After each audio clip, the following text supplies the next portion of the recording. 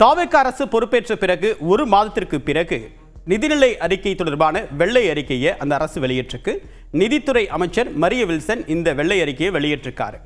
இதன் மூலமாக தாவேக அரசு இப்ப இருக்கக்கூடிய நிதி நிலைமை என்ன, தமிழ்நாடு அரசு கடந்த 5 ஆண்டுகளில் எப்படி தன்னுடைய நிதி மேலாண்மையை கடைபிடித்தது அப்படின்ற விஷயத்தை வெளிப்படுத்தியிருக்காரு. நேரடியாக அவர்கள் அரசு மீது முன்வைக்கக்கூடிய விமர்சனம் என்னன்னா, நிர்வாகத்தை நடத்துவதற்கே கடன் வாங்கக்கூடிய நிலைமை தான் இருக்கு, நடப்பு கணக்கு பற்றாக்குறை மிகப்பெரிய அளவுக்கு வரலாறு காணாத அளவுக்கு இருக்கு அப்படின்றாரு. புதிதாக வருவாய் ஈட்டக்கூடிய அம்சங்களை தேடி கண்டறிய முடியல, இல்லது திட்டமிட்ட வகையில் அவங்களால அதை அமல்படுத்த முடியல அப்படின்ற விமர்சனத்தை முன்வைக்கிறாரு. இதுக்கு காரணம் என்ன அப்படின்னு பார்க்கும்போது 10 லட்சம் கோடி ரூபாய் அளவுக்கு கடன் உயர்ந்திருக்கு. 2021 கடனுடைய அளவு 5,60,000 கோடியா இருந்துச்சு. இந்த அரசு முடிந்த பிறகு தமிழ்நாட்டுடைய கடன் அளவு 10 லட்சம் கோடி ரூபாய் நேரடி கடனாகவும் ஒட்டுமொத்தமாக 13 லட்சம் கோடி ரூபாய் அளவுக்கு, அதாவது பொதுத்துறை நிறுவனங்களுடைய கடனையும் சேர்த்தா 13,18,000 கோடி ரூபாய் அளவுக்கு கடன் இருக்கு அப்படின்றார். இதன் மூலமாக அரசுக்கு மிகப்பெரிய நிதிச்சுமை ஏற்பட்டிருக்கு. புதிய மூலதன செலவுக்காக ஒதுக்கப்படக்கூடிய தொகை மிக குறைந்த அளவிற்கு, அதாவது வட்டியை விட மிக குறைவாக தான் நாம் அதுக்காக செலவிடுறோம், எதிர்கால வளர்ச்சிக்காக செலவிடுறோம் அப்படின்ற கருத்தை தான் முன்வைக்கிறாங்க.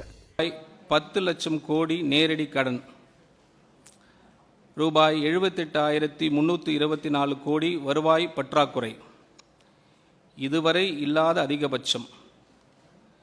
ஜிஎஸ்டிபியில் சொத்து வரி வருவாய், சொந்த வரி வருவாய் வெறும் 5.45%.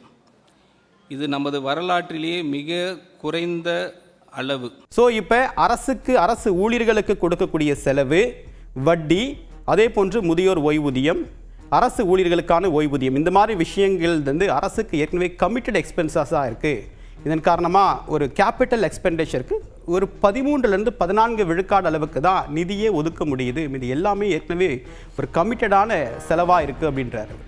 இதன் காரணமாக 2-3 விஷயங்களை சுட்டி காட்டுறாரு. ஒன்று, கனிம வளம் சம்பந்தமான அதன் மூலமாக கிடைக்கக்கூடிய வருவாயை அதிகரிக்க முடியுமா அப்படின்றது அரசுடைய ஒரு கவனத்தில் இருக்கக்கூடிய விஷயமா நம்மளால் புரிஞ்சிக்க முடியுது. 2வது, நிலங்களுடைய சந்தை மதிப்பு அப்படின்றது மார்க்கெட் வேல்யூவை, அதாவது மார்க்கெட் வேல்யூவை விட முத்திரைத்தாள் வரி அப்படின்றது ரொம்ப குறைவாக இருக்குது. அதாவது ரெஜிஸ்ட்ரேஷன் வேல்யூ ரொம்ப கைட்லைன் வேல்யூ ரொம்ப குறைவாக இருக்குது, மார்க்கெட் வேல்யூ ரொம்ப அதிகமாக இருக்குது. ஸோ இதை ஸ்ட்ரெஸ் பண்ணி 2-3 இடங்களை குறிப்பிடுறாரு. ஸோ அரசு வருவாய் ஈட்டக்கூடிய 2 வாய்ப்புகளாக என்ன பார்க்குறாங்க அப்படின்னா, ஒன்று, நிலங்களுடைய வழிகாட்டி மதிப்பை உயர்த்தலாமா அப்படின்றது அரசுடைய முக்கிய யோசனையில் ஒன்றா இருக்கும்.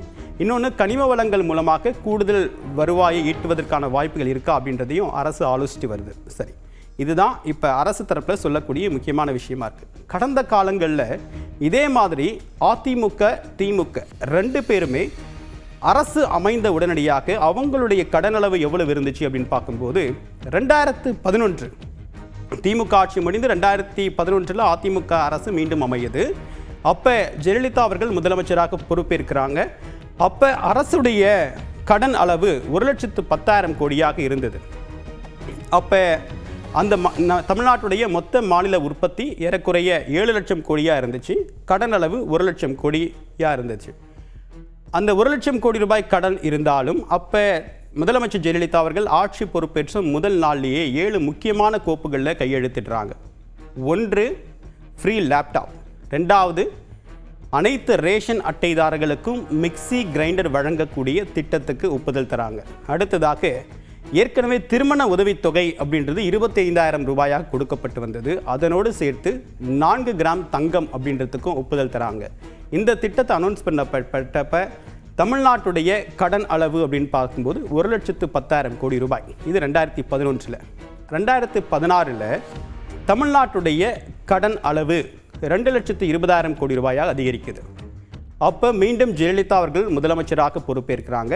தேர்தல் வாக்குறுதிப்படி 100 யூனிட் மின்சாரத்தை இலவசமாக வழங்குறதுக்கு அப்படி இருக்கு, அதற்கான கோப்புக்கு முதல்ல ஒப்புதல் தராங்க முதலமைச்சர் ஜெயலலிதா அவர்கள். அதே மாதிரி தாலிக்கு தங்கம் வழங்கக்கூடிய திட்டம் அப்போ 4 கிராமாக இருந்துச்சு, அது 8 கிராமாக உயர்த்தி அறிவிப்பு வெளியாகுது. இந்த மாதிரி பல முக்கியமான அறிவிப்புகளை 2வது முறையாக முதலமைச்சராக பொறுப்பேற்றப்ப அவங்க கையெழுத்திடுறாங்க.